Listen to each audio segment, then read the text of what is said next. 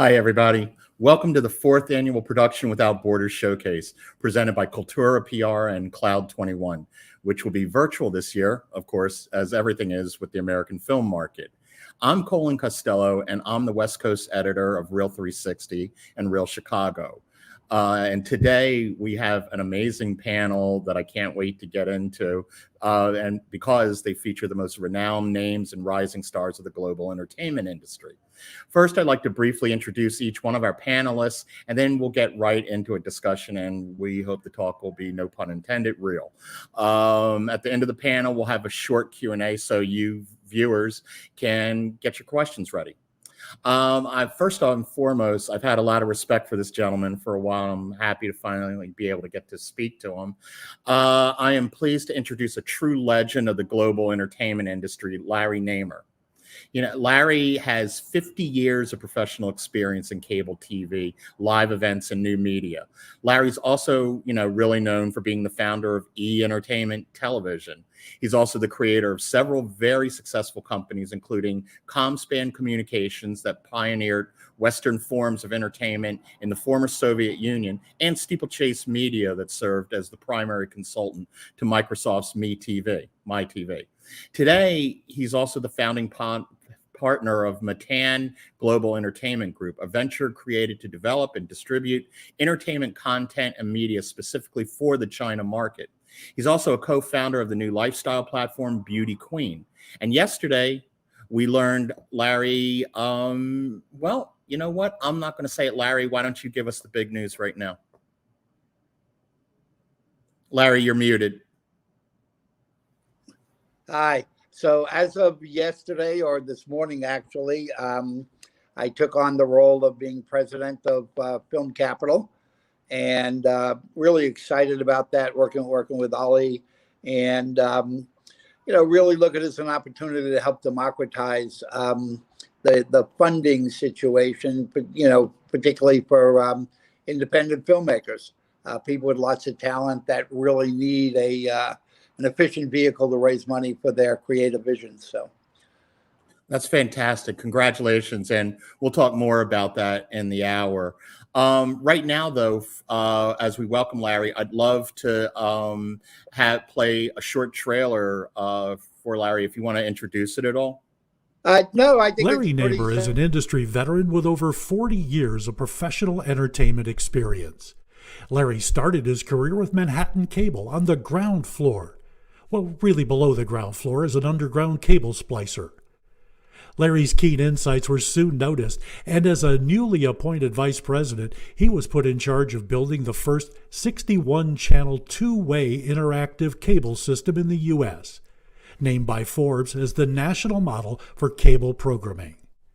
A few months later, Larry and friend Alan Muravka had the wild idea of building a 24-hour entertainment network. Many didn't see the sense in it until a chance encounter got Larry the initial investment for what would become E! Entertainment.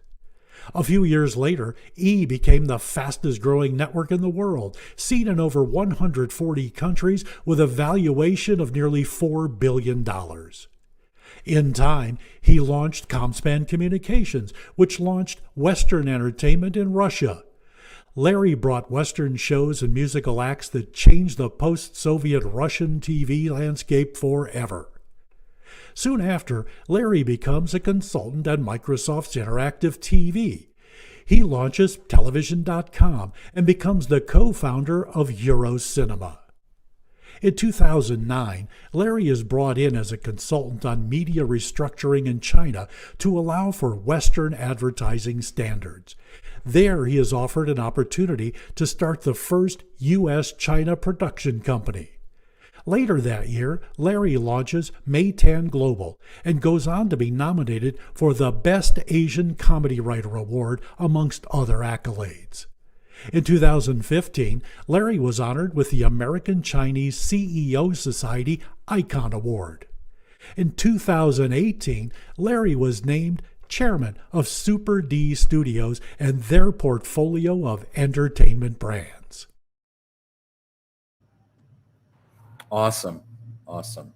Next, I'd like to welcome a good friend of mine and also a really, great person, as well as being the founder and CEO of Film Capital IO and Auteur Academy. I'd like to welcome Ali Mahir Aksu. Ali is an international film producer, director, and entrepreneur. He's the executive producer of several groundbreaking projects, including the first ever Hollywood feature film to cast digital media talent, and that was distributed by Universal Studios. He's also the founder of Film Capital IO, as I said, a community-focused Hollywood crowdfunding platform that was incubated at Singularity University and Auteur Academy, an educational platform to empower independent filmmakers. Ali, how's it going? Hey, Colin, how are you doing? Thanks for having me. Absolutely. We are now going to play Ali's trailer right now.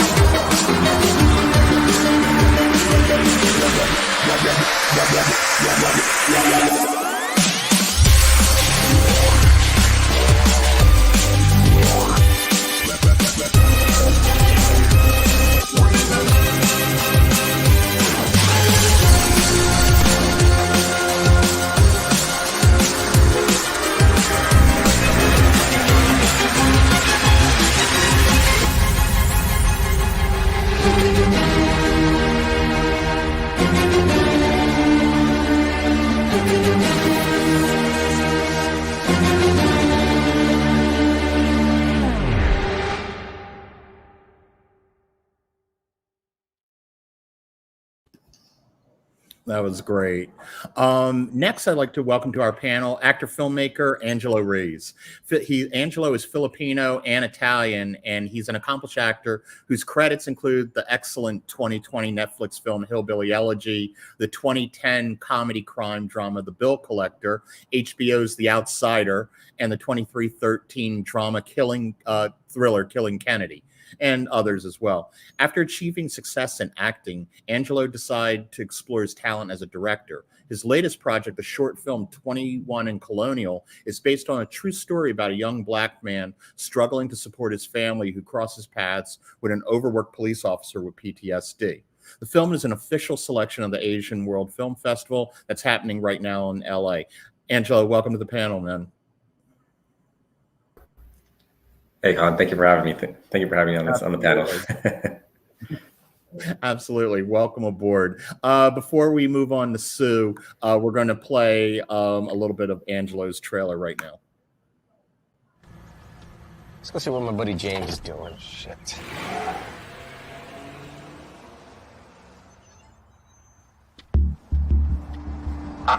Hey, James, my brother. You again. Fuck you want, man. Where you going? I ain't going nowhere. Working. What's up? Going to work. Boy, got an on-time card now, huh? Nothing you talking about. The fuck, get in there, man. Fuck off me, Turn man. around. Turn around. Get in here. Carlos, what are you doing? Get in the back Fuck of the off fucking me, car. man. Up against the wall. Spread it. What's wrong with you, man? What you got going? I ain't got shit going. Oh, you ain't got shit? Nothing? nothing. Oh, what about here? Oh, shit. What's this? I don't know. What's this? Yeah, you don't know. Nah, Neither I do don't I, know. because it's mine now. Thanks a lot, James. Yeah, whatever, officer. See you next time. What the fuck was Get in the fucking car. Stay out of trouble, James. Hey, you stay out of trouble too, officer.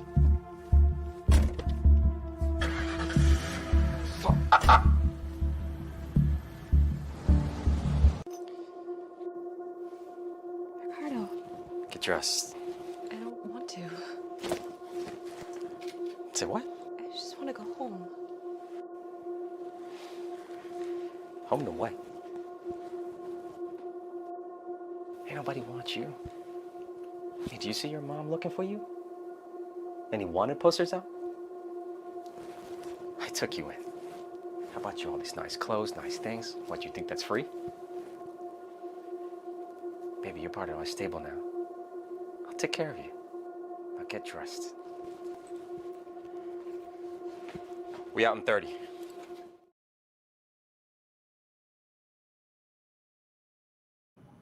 That was awesome. And last but not least, we are happy to introduce Sue Vickery.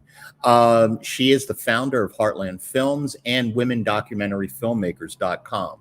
Sue has also sat in my moderator's chair in previous years. This is fun to fill, Sue, but we're thrilled to have her as a panelist today. Sue is a 3-time Telly Award-winning filmmaker who's been creating community-based films and projects within her not-for-profit production company, Heartland Films, since 2003. Her works include Homelessness and the Power of One, feature documentaries, One and Kansas City Jazz and Blues, Past, Present, and Future, and short films, Absent and 1898, the W.F. Norman Story. Sue most recently held the world premiere of Original Jayhawker, a historical documentary that she directed and executive produced. Welcome to the panel, Sue. Glad to have you. Thank you so much. Thanks, Colin. And it's a privilege and an honor to be here, especially the only female on the panel. Thank you. Absolutely. We're very happy to have you. Let's play a little bit of Sue's trailer right now.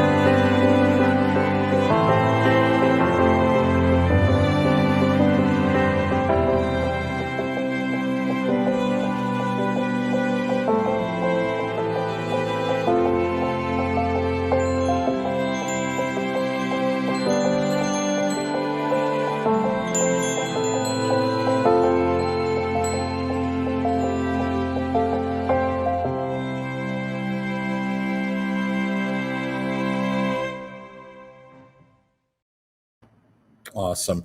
And before we get into our Q&A, Sue was not supposed to be the only female on the panel today. We were supposed to have the very talented Anna Fishbein, but unfortunately she couldn't be with us today.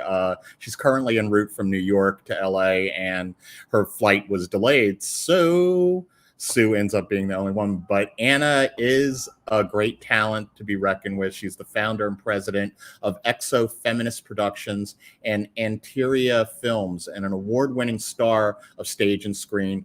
And she is the entire package: a filmmaker, director, author, and actress. Her first feature film, Galaxy 360, A Woman's Playground, which she wrote, directed, and stars in, will be having its world premiere actually tomorrow night here in Santa Monica at the Laemmle Santa Monica Film Center.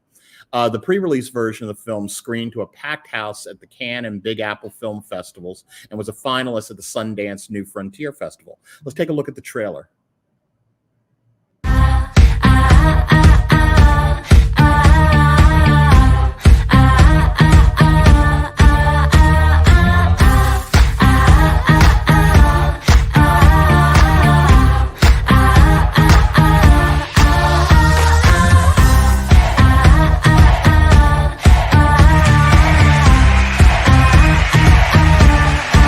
Welcome to the 31st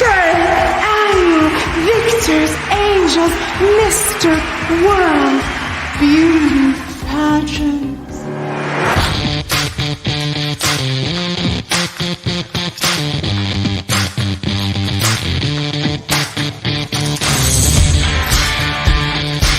Some of the talent here is just smacking your ass. It's remarkable, to say the least.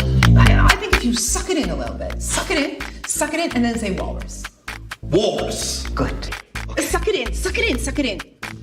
I know you're not starving. You ate a potato chip. You ate a potato chip. How many times have I told you to starve? To starve. To starve. What are you doing? Last time you started this, you know what happened. You're doing it again. You're playing with my emotion. We know it's against pageant rules to flick or sexually harass men or demand sex from them.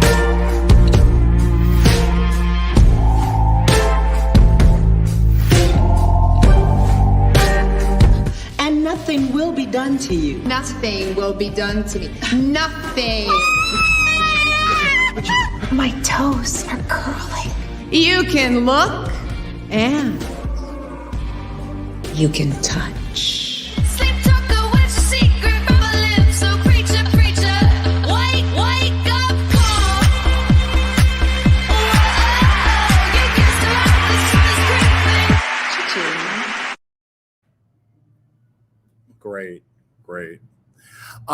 Yeah, so let's jump into it. You know, the American film market, obviously, if we were live, and yes, we know that, you know, it's virtual and everyone from around the world is tuning in. And that's the thing. The global box office, global TV has become so much more important in recent years. And, you know, we're seeing, you know, so many Chinese co-productions now. Like, first thing that comes to mind is Alibaba's involvement in all the Mission Impossible movies. You know, I want to throw this first out to Larry. Do you think that we're going to start to see more and more Chinese co-productions? Because obviously the Chinese box office is so important to American filmmakers now. Yeah, I certainly do. And I kind of recognize that, you know, that the world was changing some years ago. So I got heavily involved in China, but I think clearly you'll see it. I mean, I think it's now officially surpassed the US as the largest box office in the world now. And, you know, you get a good opening in China, you get a good theatrical, and pretty much you've covered your downside on any film. So I think every filmmaker anywhere in the world really has to be thinking of, you know, how do I get this film into China? How do I open it in China? How do I get theatrical in China?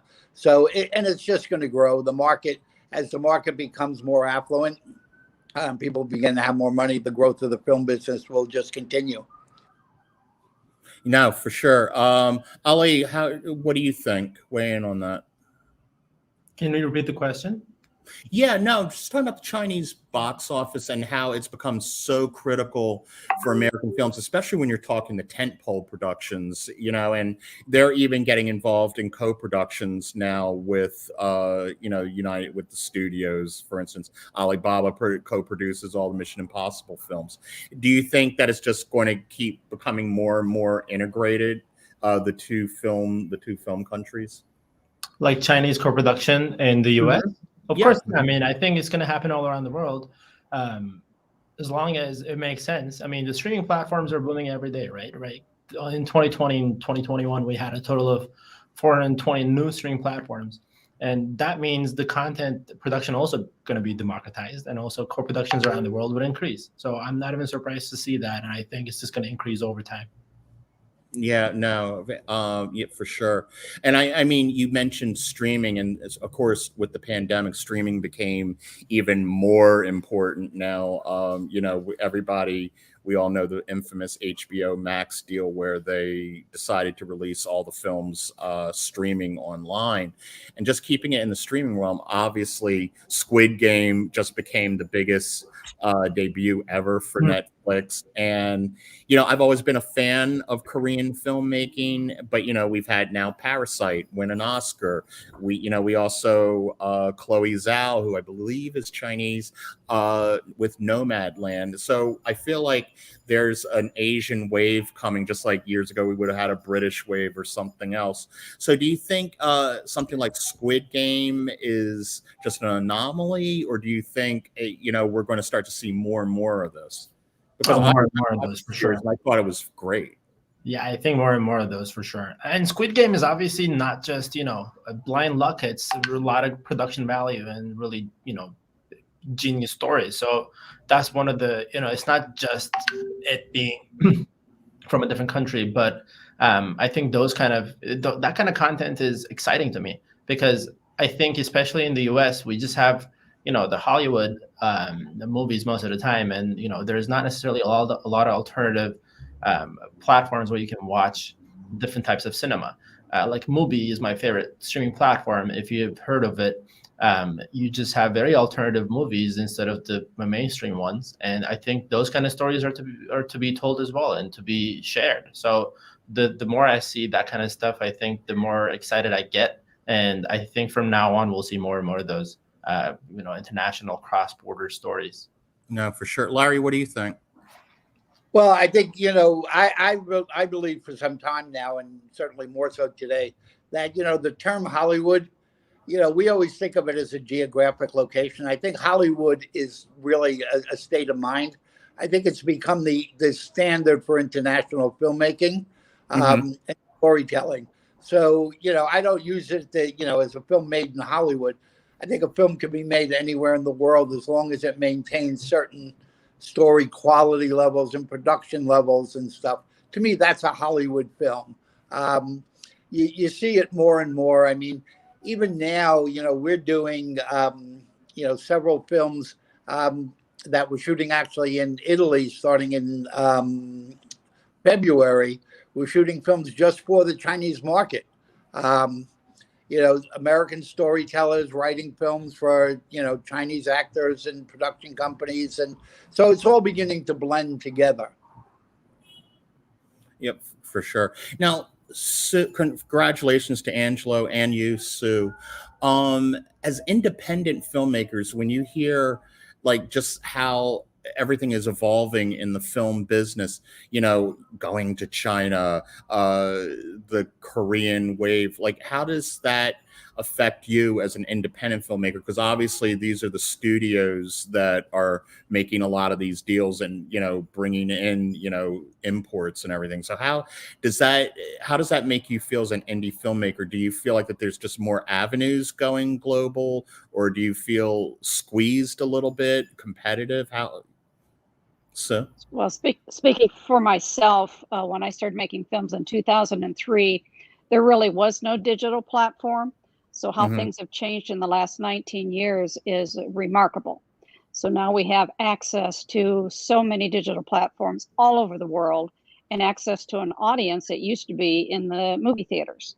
So it really gives us a much broader reach around the world and back with our productions. And with social media, with a way to sort of do marketing, individual marketing. And even 20 years ago, the independent filmmaker was not really a thing. It was an anomaly. And now in today's world, the indie filmmaker is where it's happening, in my opinion. So it really opens up all doors and all windows for all filmmakers. We've had iPhone films that have been Academy Award nominated films. So just almost the sky is the limit for anyone that's a creative and has, a bold approach to visual storytelling, which is what I consider myself to be. So I'd love to hear what Angelo has to say about that. But for me, in the last 20 years, the avenues and the openings is a remarkable, compliment for all of us. No, for sure. Angelo, what do you think? To be an independent filmmaker, and just to what you're saying as far as Asia, it's great. From my perspective, it's good. I'm Filipino, Absolutely. You know, so I've been put together filters in it to add representation. But I mean, both things are happening. It's great right now. The future is great as long as we, you know, put out great content, like Mr. Lair was saying, and you know, I'm just excited about being on this trip down this new horizon. No, and I always feel like I hope personally, because I'm biracial, I hope it actually stays because they're great stories, you know, and I feel like there's a part of the movie population that's just like, oh, it's something new. And maybe that's it, because what we get a lot of are, you know, especially when it comes to tent poles and the networks, is a lot of reboots, a lot of remakes. So all of a sudden we're seeing new stories. Yeah, Shang-Chi was another Marvel film, but it's one of the best Marvel films. And honestly, I think it became a phenomenon. You know, it would have become an even bigger phenomenon like Black Panther had, you know, everything been normal, had people not been staying away from theaters and things like that. So for sure. But you know, sticking with the streaming, you know, there's also a little bit of a backlash about it, especially when it comes to like films that were made for the big screen. You know, you think about you know, Black Widow, for instance. There was just that whole lawsuit when they settled out of court with Scarlett Johansson and Disney. But do you guys think she had a case, Sue? I'm not familiar with the case. I read a few of the headlines, but I didn't delve into it or understand more about it. So I'm not up to speed on that. Sure. Okay. It's Larry. I could jump in on that. You know, I think you always find, you know, regulation and guild rules and things like that follow changes in technology. So the technology came along, and the situation with COVID certainly came along, that really enabled digital and streaming to take place. So that the contracts weren't really up on it.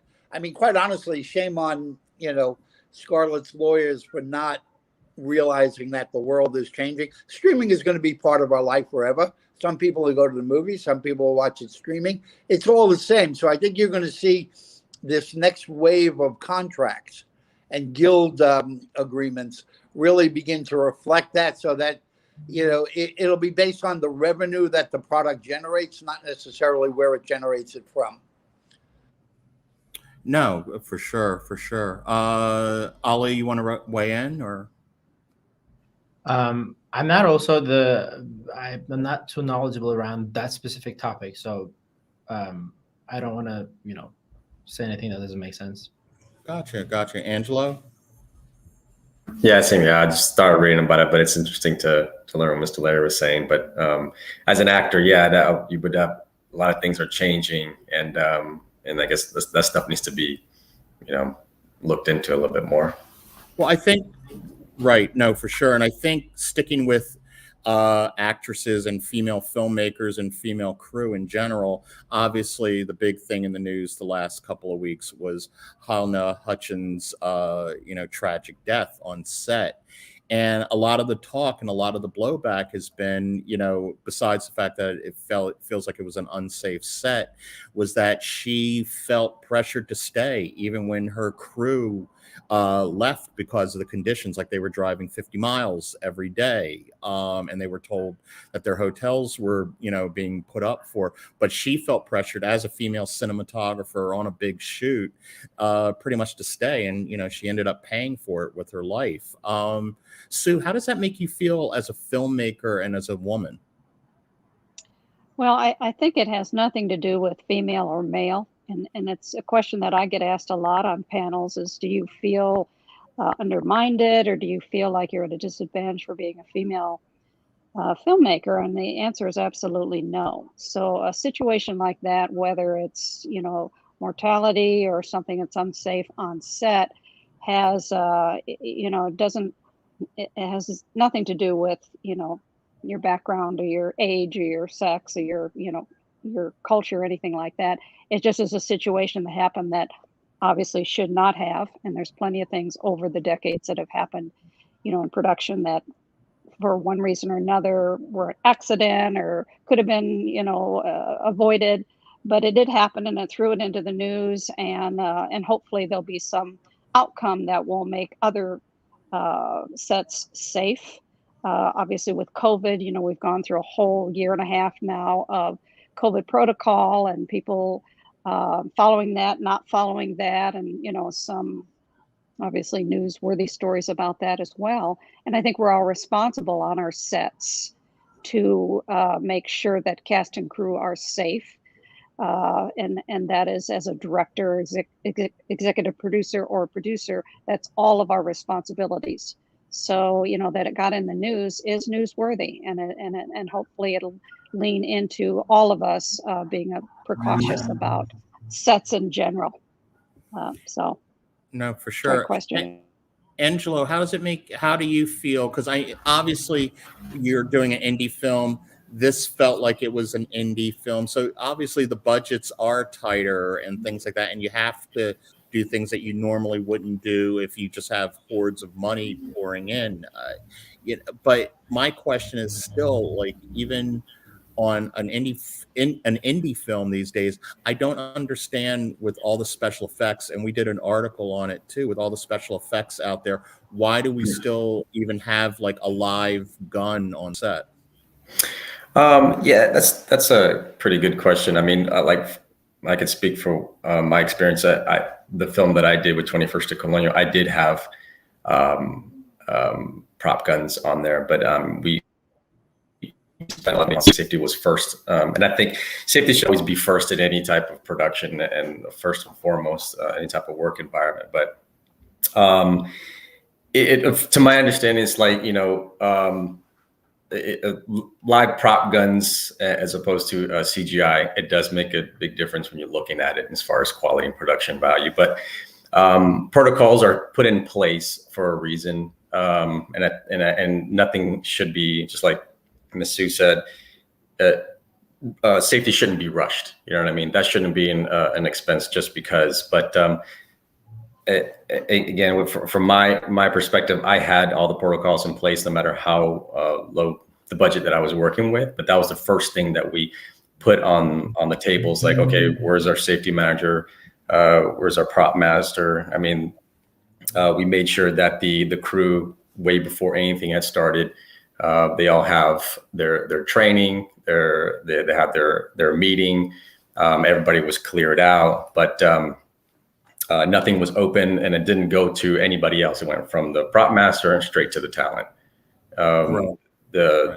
Everything was checked before that, but that's what we did, and I think it was a tragic thing that happened, and my heart goes out to their families and everybody around them. But I mean, safety is very important, and I hope this turns to something that's more industry wide. To be tacked on. Yeah, hi, it's Larry. I think with as Sue was saying, the number of outlets for creative work have increased dramatically.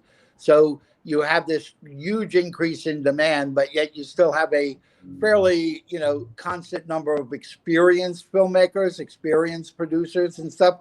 So as you demand more and more content, you're allowing more and more people, some of them without a lot of experience, to get involved, and everyone thinks they're a producer these days. And yet they're not really up on what the rules are and the safety precautions and the need for them. They go, I know what to do, I'll just go ahead and do it.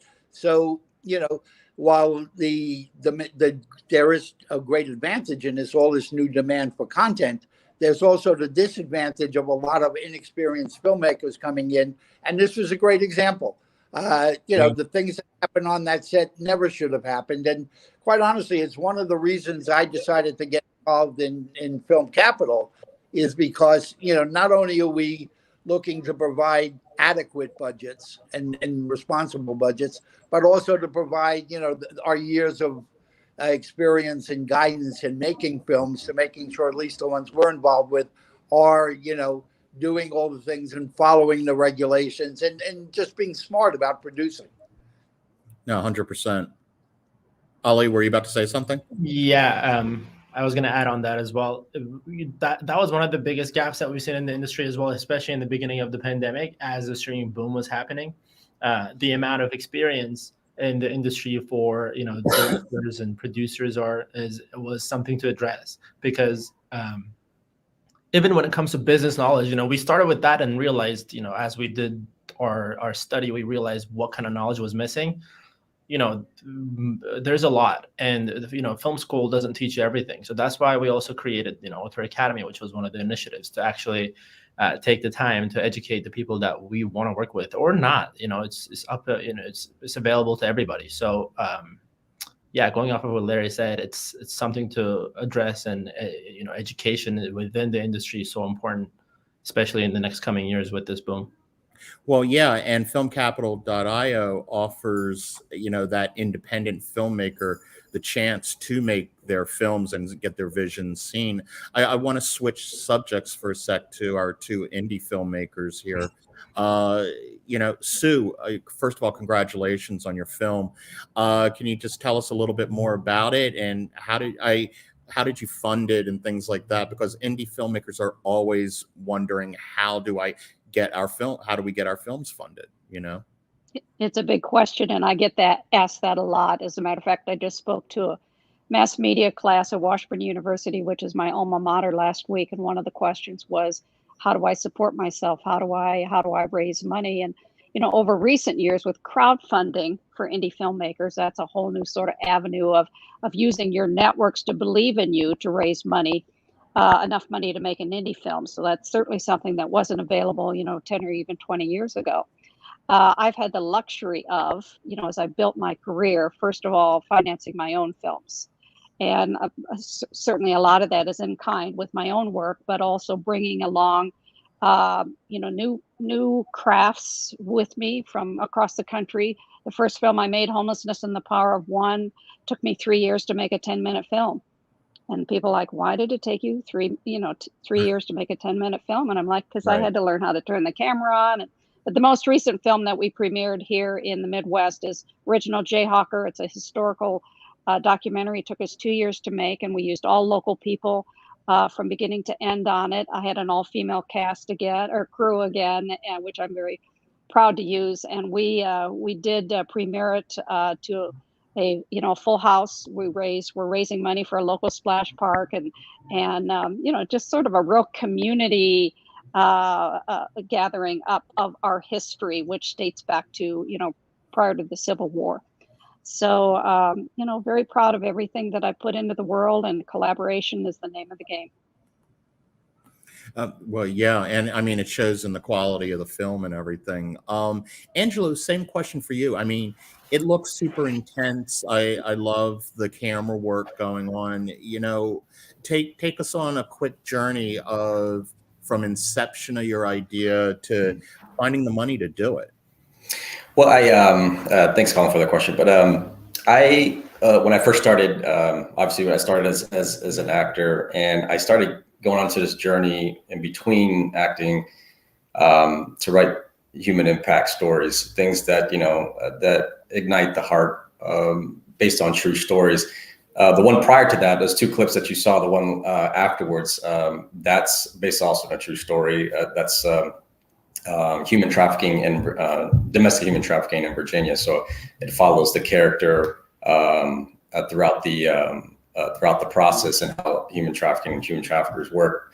21st and Cologne is no different. I mean, that's something that happened in my hometown. Both of these things happened in Virginia. I was introduced to a family friend, introduced him to the family of the victim. I got to know the family.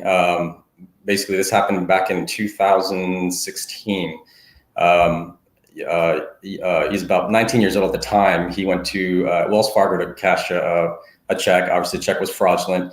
The bank teller called a non-emergency phone call. If he would have gotten pretty much caught, it would have been a misdemeanor and a slap in the hand. A police officer came in and drew his service weapon and shot him 14 times in the car. So I took that story to incident because it hit home at the time, and this is way before the whole Ferguson and everything. So this film that I put together, I wrote a feature film script for it, but and at the time, with everything, with the whole pandemic lockdown, just before the lockdown, I ended up just doing I had enough money just to do a concept for it, and I was going to pitch the film through that. So that's what we're seeing. The good thing about this, I had people along the way. Had a good mentor, Michael Goy. He walked me through the steps. He also introduced me to Leia Anova. She's my cinematographer and also a fellow Filipina from LA. And Panavision also helped us out with this project because it was such a great story. So we were able to get all the equipment from New York, bring it down to Virginia, and develop it, put everything in production value. And the money that I spent on that was through everything that you saw, and develop a short film concept of it and pitch it that way to get the feature film done. So it was a great journey, and the story itself, it's really quick. If you ever get a chance to see it, I took a 90-minute script and put it into 18 minutes. Wow. Well, congrats. I mean, congrats to everybody, because I just went through a crowdfunding campaign, and I'm ready to jump out a window, and we raised $25,000, which we surpassed our goal. Ali, what makes a campaign successful? What makes a campaign fail? Because most of them fail. Crowdfunding campaign? Yeah, for a film. Because we're not asking people to keep us from being, homeless, or we have an operation, or we have to bury somebody, or some life event. We're asking any filmmaker that goes to crowdfunding is essentially asking people to fund their dream. Correct. Yeah. Their vision. I think there's a couple things that go into it. The first is actually offering. I think the most important thing is actually offering something that people want to invest in, right? If you're looking at $20, $30 tickets, then yeah, that's someone supporting you for your dreams. But if you have pre-sales and if you have distribution already, then you're basically talking to investors that can cut you more, bigger checks. And I think a lot of people fail to see that, because many family offices, many in funds are happy to cut you $25K, $50K tickets, and that's crowdfunding. Crowdfunding doesn't mean $20. That means it could be 25K times 10, and that's crowdfunding as well. So I think it's important to understand. Larry, you have something? Yeah, I wanted to say, everybody thinks that crowdfunding is like you give money for somebody's creative dream, and there's really not much in return. But I think really what you got to start to look at is in 2016, under Obama, they created what was called the Jobs Act. And the Jobs Act then allowed crowdfunding to actually provide equity crowdfunding to both accredited and non-accredited investors. So before, investment in films would be, simply for very rich people, or, most investments at all. But here you're giving people the opportunity not just to put money into a film that supports someone's dream, but to actually have an ownership position, so that if that film makes money, you make money. And that's really changed the game. And, again, with Film Capital, it's recently got its approval from Security Exchange Commission to offer what are known as Regulation CFs, which are equity offerings via crowdfunding for anywhere, from $20,000 up to $5 million. So it really opens up the capital markets to any qualified filmmaker to be able to fund a project that has interest to a fairly wide group of people, particularly ones that you find via social media. So you keep the marketing cost way down. Definitely, yeah. And one thing to add on that is that, as a crowdfunding campaign owner, you really have to understand your job doesn't end when you create the campaign. It starts then.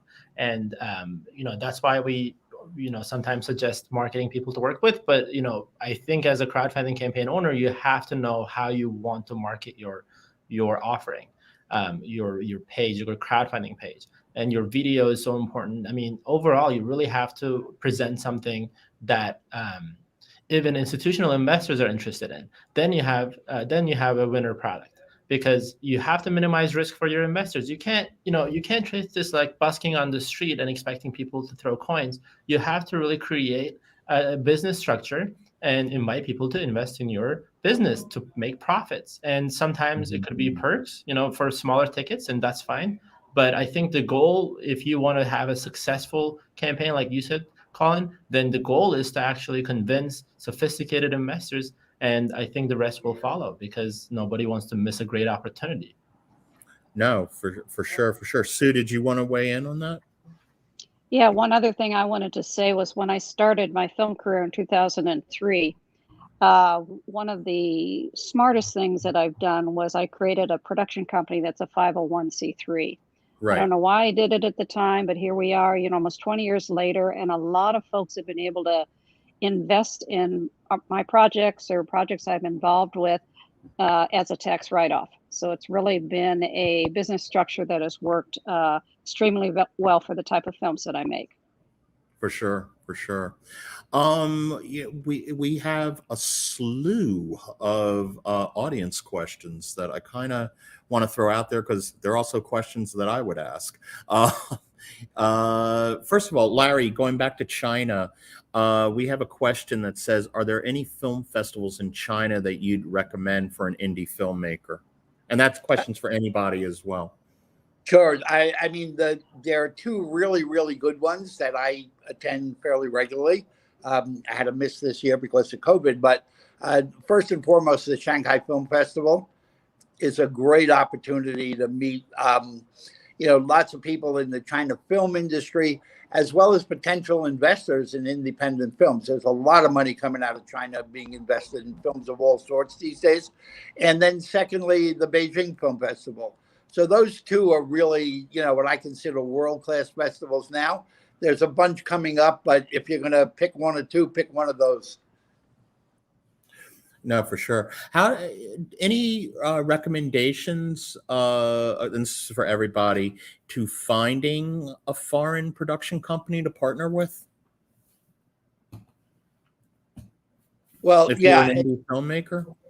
Yeah, I mean, number one, look for production companies that already have established themselves in certain markets. So, you don't want to go to China and just pick anybody with a Chinese name. You want to look for, a company, particularly a foreign company that's done business in China successfully, and try and team up with, with one of those. Or, again, it's normal due diligence. You want to team up with somebody who has experience in the market and shows they know how to navigate it. For sure. Anyone else? Yeah, and I'd say go to Berlin Film Festival, because they have a great co-production table. The co-production tables where you can actually source those people from each country. Got it. Angelo, this is for you. My biracial brother over there. I have my journey, you have yours. How has being biracial affected your journey? As an actor, it's been a pretty. In the beginning, it was kind of tough. I mean, that's. I guess I started about 10, 15 years ago, because I came to the States when I was 10 from Italy. My first language, I learned English when I came here. My first language is Italian. And then my last name is Filipino or Hispanic. So it was kind of a tough ride for me in the beginning. I had to reinvent myself. I started figuring out that when I came to the States and got into acting itself, there was no place for either Filipino, and I couldn't audition for anything as Italian because I didn't look like your typical Italian, New Yorkish, even though I could speak better Italian than most of them. But I had to, as an actor, I had to, again, reinvent myself. So I know I had a Hispanic last name. I spoke Italian fluently, and Spanish was pretty much like a second language. So I had to go with the flow, and I wasn't getting auditions as an Italian or a Filipino because I didn't know what a Filipino looked like or where to place them at the time. And usually they just place Filipinos in a whole pot of Asians, which you can't really compete with that. So I started going out for Latino roles. I spoke Spanish pretty good, and my last name was Hispanic, so I took that route. And then the interesting about that whole thing, when I started writing and producing and directing these two shorts that I did, I started implementing Filipino roles as the main characters, with Tagalog is the language. So in the two concepts that you saw, that police officer is Filipino, he speaks Tagalog, and his wife is Filipino. Same deal with the other one. She is Filipino, and she speaks Tagalog with the mother. And I do that just, so that people will understand what a Filipino looks like and what they speak. And then, other than playing nurses and doctors, they can play, major roles as a police officer. But yeah, I mean, it has its pros and cons. I mean, being biracial, basically, you can play whatever any role that you need that you look at, that specific time. No, so for sure. yeah. Sure. So what kind of story, you're a documentarian, what kind of stories get you excited? Like what Jayhawker is great. What other stories do you have bubbling or just gets you stoked to focus on? I really care about the whole of humanity, which I think is an infinite conversation. And so, one of the films that I made that I shot all over the world was called One, about global humanity. And it had a lot of reach for me, because when I made my film about our nation's homeless, for the first time in my life, I was meeting a homeless person under a bush or in a park or under a bridge. And I felt like what happened to me was I met humanity for the first time. So I find that I have a real compassion and a real heart for all of humanity. Obviously, I spend a lot of time raising up women, and I have a lot of cast and crew that are all female. And as you said earlier, I created women documentary filmmakers for the exposure of women docs makers from around the world. And again, 20 years ago, docs were not really a thing. And now all of a sudden they're all the rage. And it's a great genre for a female voice. And but I really care about just human nature from the beginning of time till the end of time. So it's sort of that broad of a reach for me. And I lift women up at every opportunity that I have. I spend a lot of time mentoring women. No, for sure. Like, staying there for a sec, because I just Angelo, like I said, Angelo's a biracial filmmaker. I'm a biracial filmmaker as well. You're a female filmmaker. Do you think we'll ever get rid of these labels and just be filmmakers? I am kind of a 1960s hippie of sorts, kind of a latent hippie, and I do not do labels at all. Have never done labels my whole life. Have no interest in who's a Democrat, who's a Republican, who's whatever. Just does not permeate who I am. So when I tell a story, I feel like I tell it from the heart of humanity. I've never felt myself as a minority, being a woman. My son-in-law is biracial, and it's like just a word is a word, which becomes a label. And then you define what that is for you. It has zero meaning for me. So we're all sort of the same. We breathe, we have heartbeats, we care about others. And, love is sort of the central conversation in everything for me. So I do not do labels. I agree. And I mean, for me, it just pigeonholes me, because people love to put labels on us, and they still do. We even say here a female filmmaker, like I said, a black filmmaker, an Asian filmmaker. And it's just like, an LGBT film, it's just like, no, we're just filmmakers. Holds no interest to me whatsoever. The way I grew up, I can't tell a black story set in the hood, because that's not my truth. And it's just an adjective. It's just an adjective that you can interchange with another adjective. Absolutely. Absolutely. Ali, I saw you nodding. Yeah, I was going to say labels are over when you don't use them.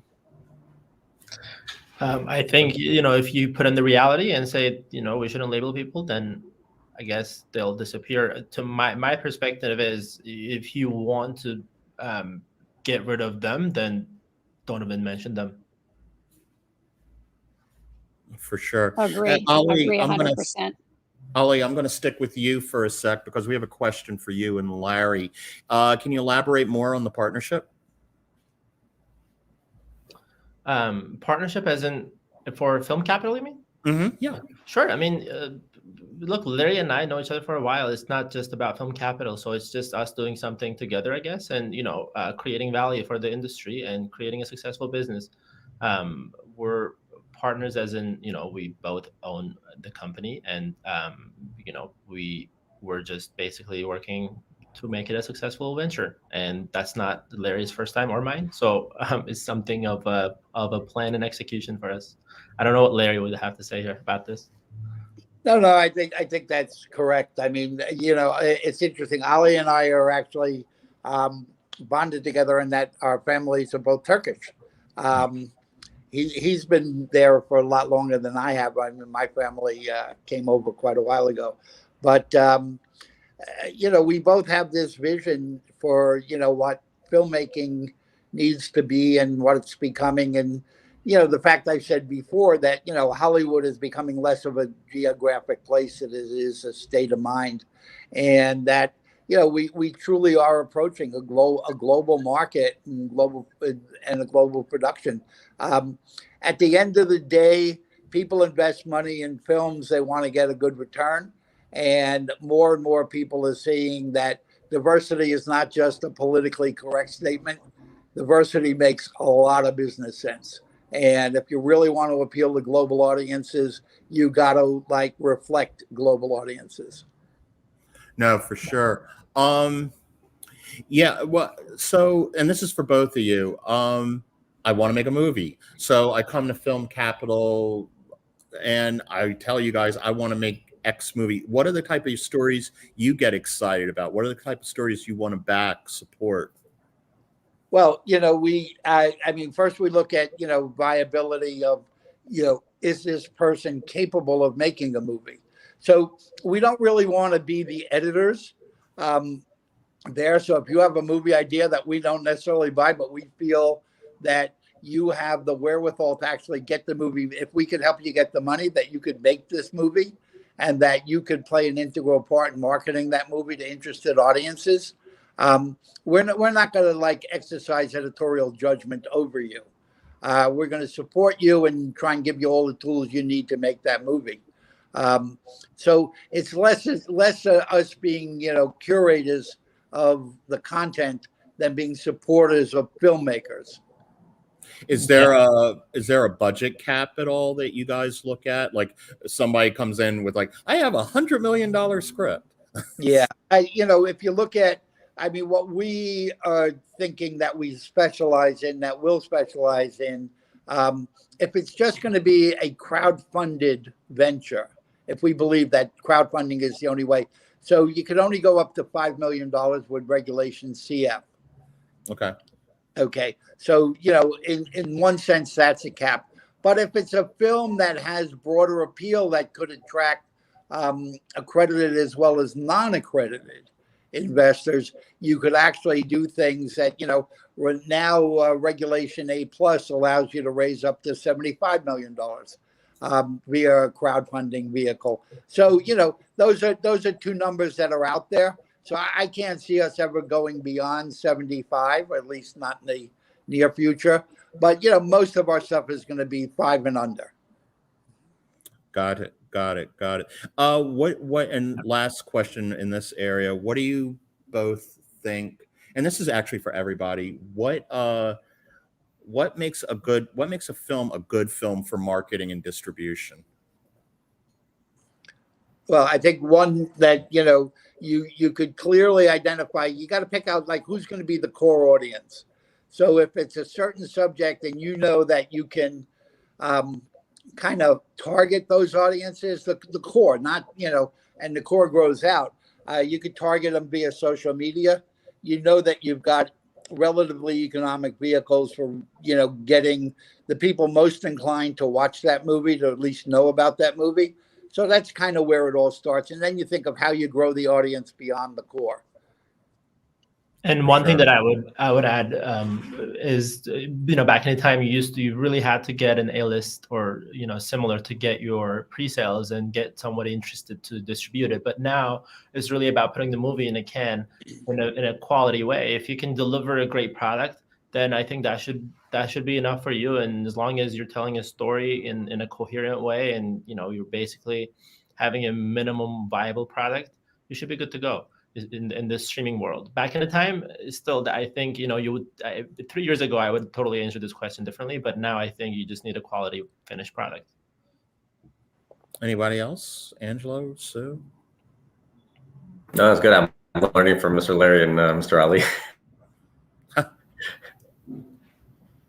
Well, thank Sue, you to were you gonna say Ali and something? thank you to Ali and Larry for what you guys are doing, your combined efforts. And I've known both of you individually, but together you're probably going to be very, very powerful in the industry. And just as an independent filmmaker, I want to say thank you for what you're doing.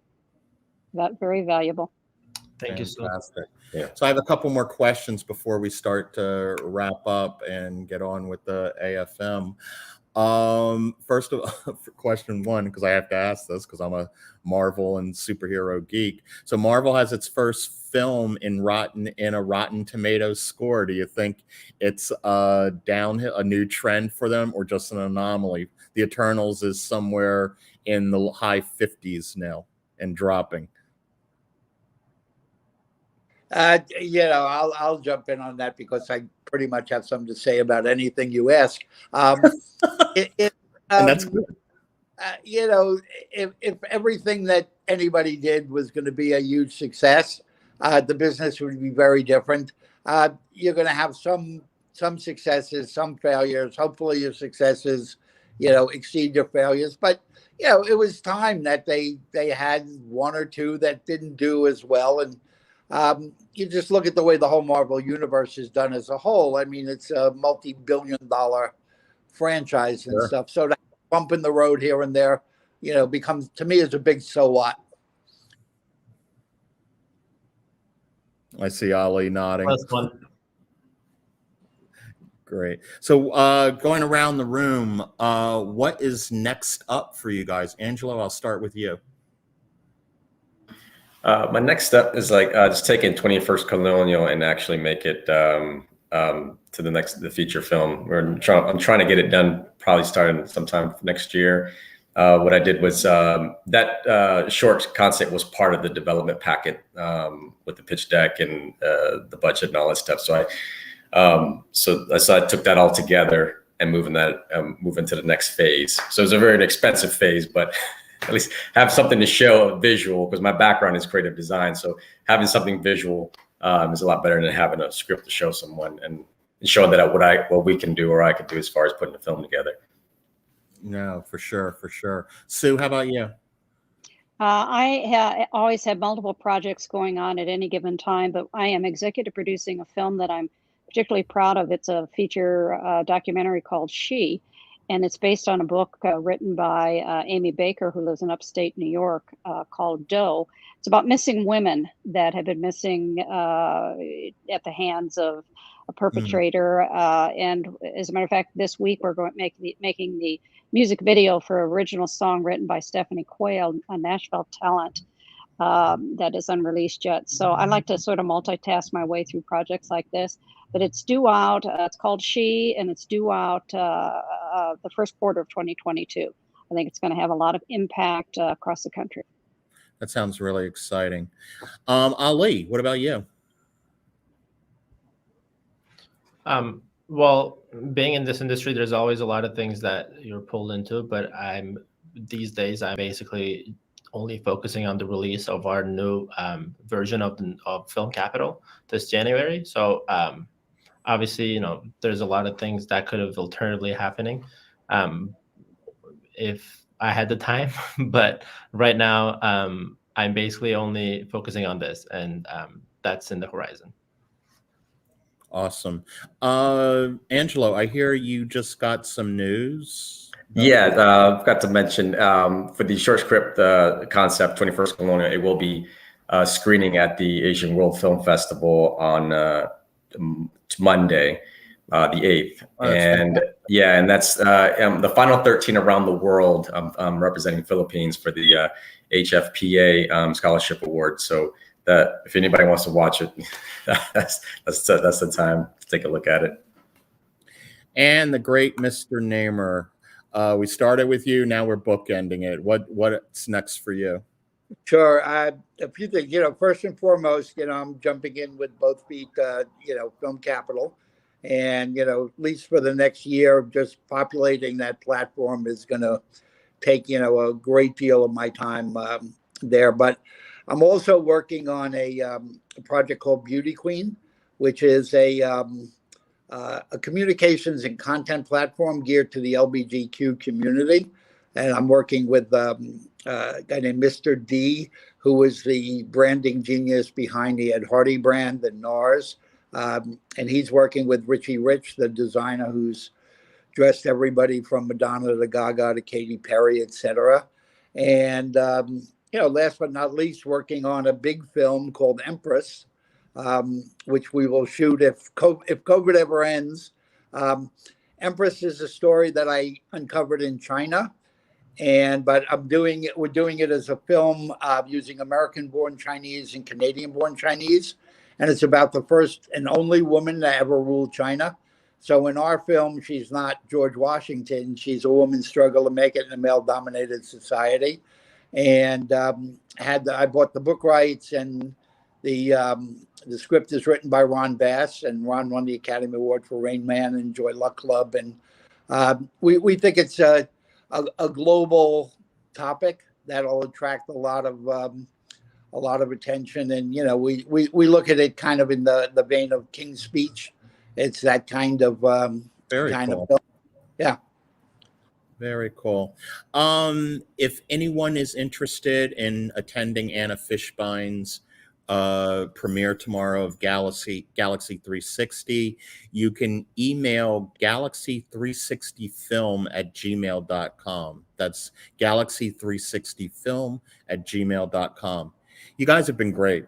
I mean, I don't know what really else to say. I wish we could go keep talking. But I thank you. Thank you so much for doing this. The panel was amazing. Thank you to event producers Nicole Mouge and Gotham Chandna, and our panelists. Again, you guys are amazing. I can't wait to hopefully see you guys next year live at the AFM, hopefully not virtually again. But that's it, everybody. I hope everyone found this really entertaining, and we are out of here. Thank you. Bye, guys. Thanks, Thank you. Colin. Thanks for having us. Bye now. Great job.